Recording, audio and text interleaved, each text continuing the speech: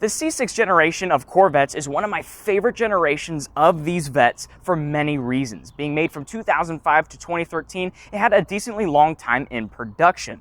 And in 2008, they made some revisions to the Vette that make me like the 08 through 13 models just a little bit more.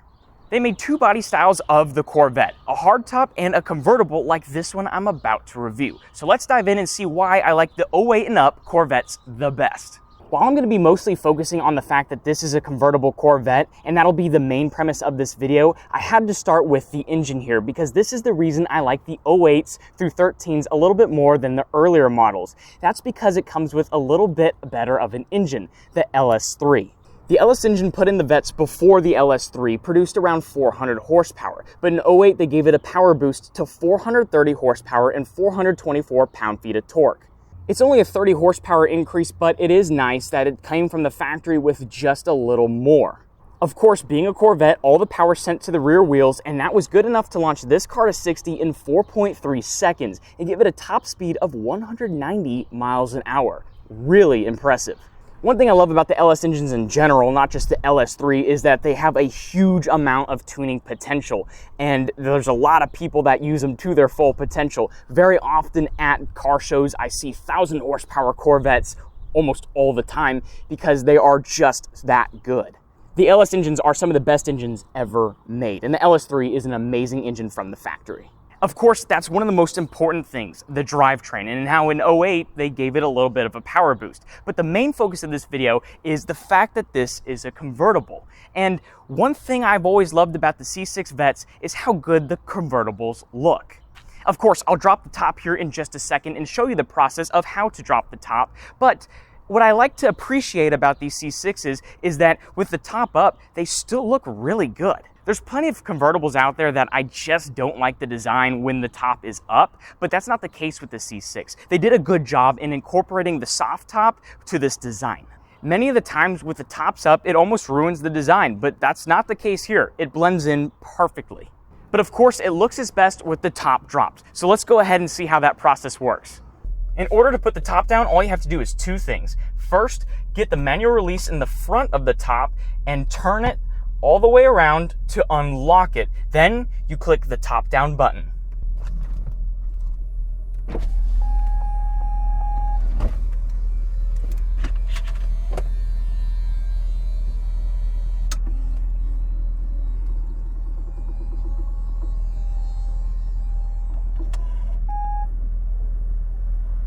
And man, it does transform the car. This looks so sleek with that top down. This white, even though it's a basic white, is one of my favorite colors for the Vette. It really complements the car and makes it look sharp. Something I'm super appreciative that GM did is that they color matched the compartment where the soft top goes down into with the rest of the car. So this car being white, the compartment is also white. Little things like that make this car just that much better. And while at one of my favorite angles to view the convertible Vette, it's easy to see its wedge-shaped design, almost completely uninterrupted minus the windshield. The C6 design is so simple yet so effective. There's nothing too harsh about it. It's just smooth. And while I love the next generation Corvette, the C7s, they're much more angular, something about the C6s has always just resonated with me more, and it is the fact that it is just that much smoother while still being sharp. The Corvette has always had this wedge shape, where it's a lot shorter in the front and taller in the back. It gives it this cutting-edge feel, but again, paired with the C6's smoothness, it works just perfectly.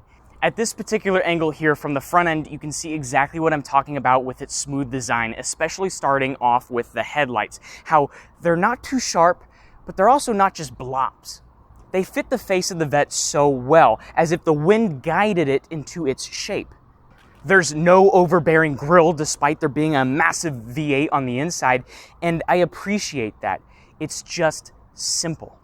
Two air vents are located on the fenders of the Vette, and then as you go along the rest of the car, there's nothing but just a few subtle designs. Few subtle lines that bring it to the rear end where you have the beautiful four iconic taillights. A quick side note, these are some of my favorite rims to come on the C6 Vette. They give off almost a Hot Wheels-like look. My favorite, they're chrome, they're beautiful.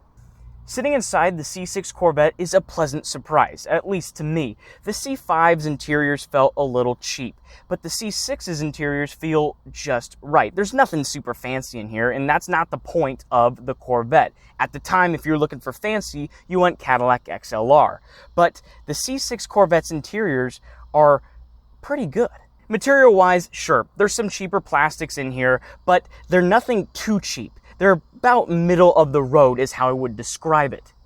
Everything has a texture. It doesn't feel like it's just a knock on it and it's going to make a plasticky sound. It's more textured to be soft. This particular Vette has a two-tone interior, a tan and black combination. The C6 Corvettes also come with a touchscreen radio, this one with navigation, and check this out, click that eject button and the radio tilts. The C6 Vettes had a decent amount of comforts/technology. Besides the screen, you also had heated seats, you had dual zone AC and climate controls, as well as a heads-up display and push-button start. Memory seats were also standard, and there's a lot of information that you can get out of the car. Around your speedometer and tachometer, you have a lot of buttons that you can select what information you want to view. Sure, maybe I'm praising this car just a little too much, but I like the fact that it is just so simple, and while there is a decent amount of buttons, it's not overbearing. You could get the C6 Vettes with Bose sound system. I can't recall if that came with every single one, but this one does have the Bose sound system, and it really does kick ass. To get in and out of the car, you don't have a standard door handle. It's actually a button. Now, if your battery dies or something happens to where the buttons fail, there is a manual release on the floor. And of course, one last look at the beauty of the C6's simple but effective interior. And there you have it. That's the C6 Corvette Convertible, one of my favorite generations of Corvettes, and an amazing way to option it. There's almost nothing that beats the open-air experience of driving with a top down, especially when you have something powerful and fun. Real quick, I'll do a recap of why the 08s are just slightly better than some of the earlier years of the C6 generation Vettes. First off, the engine from the factory has a slight horsepower increase. It's maybe something that's minor to a lot of people, but the LS3 engine is a slightly better engine, at least on paper and from the factory. It shaves off a little bit of the 0 to 60 time and gives it a little bit of a higher top speed. But to the average person, that might not matter at all. The main focus of this video, again, was the fact that this is a convertible.